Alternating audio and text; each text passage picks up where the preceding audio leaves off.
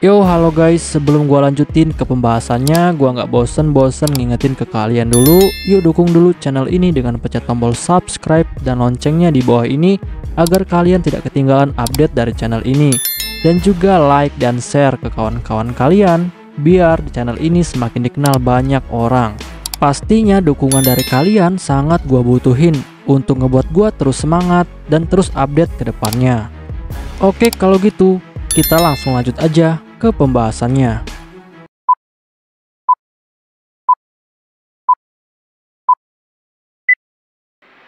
Yo, halo guys, di video gua kali ini gue bakal ngebahas light novel Mahoka Koko Narotosei Meijin Company volume kedua chapter ke-7. Di chapter ini bakal dibahas tentang Akademi Sihir Industri. Untuk kalian yang belum nonton chapter sebelumnya, silahkan ditonton terlebih dahulu. Pada malam harinya, komunitas sihir Jepang sedang merasa sangat terguncang dengan adanya berita tentang kerjasama antara keluarga Tsuba dan juga keluarga Yatsushiro, karena hal ini sangat tidak disukai oleh komunitas sihir Jepang. Tetapi saat ini, ternyata Tatsuya tidak terlalu peduli dengan kekacauan yang sedang terjadi, dan malahan dia sibuk mengurusi masalah yang lain.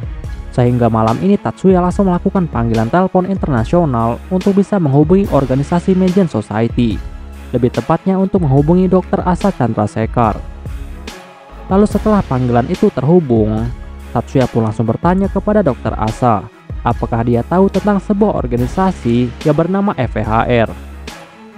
Dan Dr. Asa pun langsung menjawab bahwa yang dia tahu tentang organisasi itu berpusat di wilayah Vancouver. Dan organisasi itu memiliki tujuan untuk menjamin hak asasi para penyihir. Lalu Tatsuya bilang kepada Dr. Asa bahwa sebelumnya Dr. Asa pernah bilang jika organisasi Meijin Society tidak akan membentuk aliansi dengan organisasi manapun. Tetapi apakah Dr. Asa masih bisa merubah pikiran itu? Dr. Asa yang mendengar hal ini, dia pun akhirnya langsung mengerti. Lalu Dr. Asa bertanya kepada Tatsuya, apakah Tatsuya mau membentuk aliansi dengan organisasi FEHR? Dan Tatsuya pun langsung menjawab bahwa memang benar dia saat ini berpikir untuk bisa membentuk aliansi dengan FEHR. Lalu Dr. Asa memberitahu Tatsuya bahwa sejauh ini FEHR sangat patuh terhadap hukum, sehingga membentuk aliansi dengan mereka pasti akan baik-baik saja. Lalu Dr. Asa bertanya lagi kepada Tatsuya, apa yang membuat Tatsuya mau bekerja sama dengan FEHR, padahal sebelumnya hal ini tidak pernah dipikirkan oleh Tatsuya. Dan Tatsuya pun langsung menjawab. Tatsuya bilang bahwa FEHR telah mengirimkan salah satu anggotanya untuk menjadi mata-mata di perusahaan Meijin Company.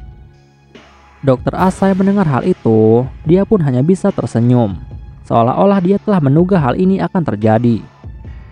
Dan pembicaraan pun akhirnya selesai dengan persetujuan dari Dr. Asa untuk beraliansi dengan FEHR.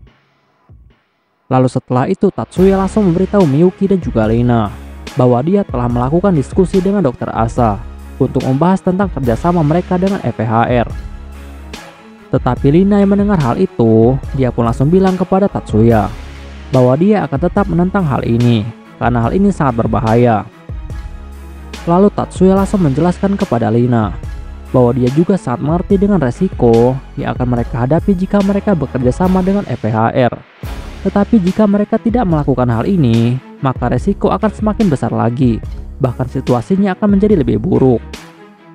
Tetapi Lina dengan sangat kesal langsung bertanya kepada Tatsuya, situasi apa yang akan mereka alami jika mereka tidak bekerja sama dengan FEHR? Dan Tatsuya pun langsung menjawab.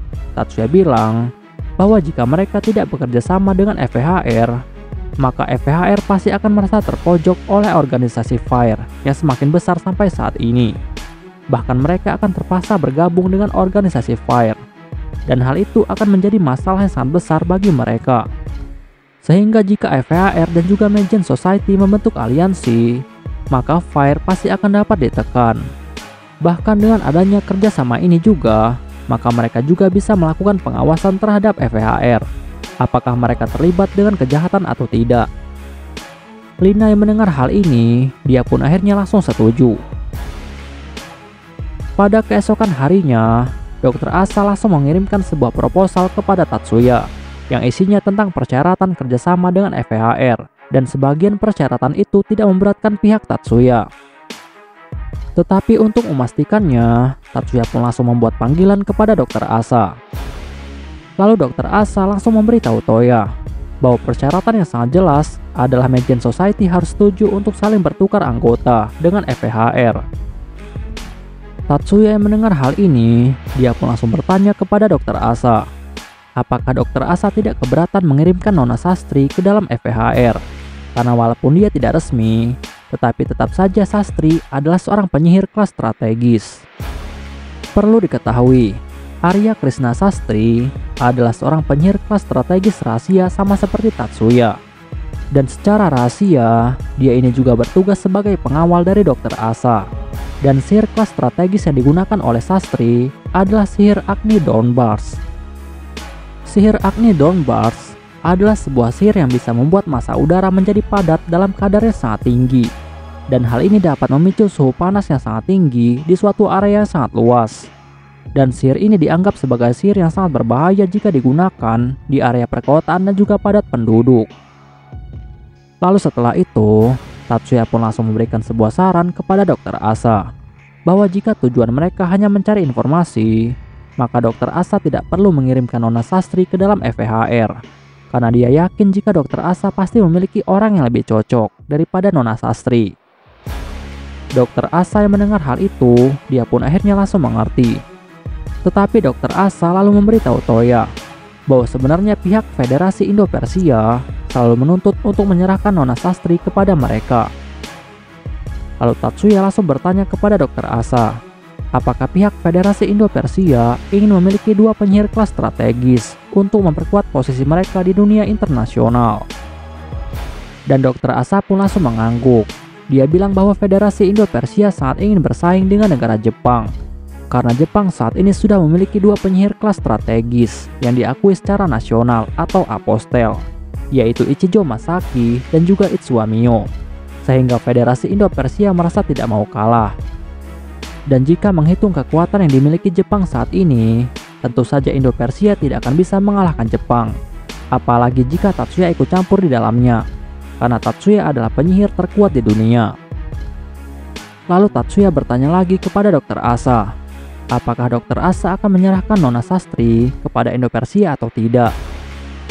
Dan Dr. Asa langsung menjawab bahwa dia tidak mau Sastri pergi ke medan perang karena dia tidak cocok dengan hal itu.